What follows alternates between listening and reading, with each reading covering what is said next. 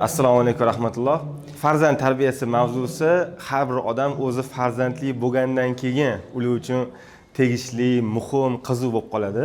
Bugun mana shu sara ilovasini ochilishidamiz va bugungi o'sha global zamonda internet, ijtimoiy tarmoq, turli xil platformalar orqali bizani farzandlarimiz uchun taqdim qilinayotgan kontentlar biz uchun mos, ayrim joylarda mos emas, ayrim joylarda farzandlarimiz o'sha psixologiyasiga ta'sir qiladigan kontentlar ko'payib ketayotgan vaqtda o'zimizni yurtimizda, o'zimizni ichimizdan chiqqan insonlar mana shunaqa chiroyli ilovani taqdim qilishibdi bizga. O'tda bizani farzandlarimiz uchun ularni ham aqlan ma'nan rivojlantiradigan, ham o'zimizni qadriyatlarimizga mos bo'lgan kontentlar saralab berilar ekan. Hali yana xudo xolis taqdimot davom etyapti.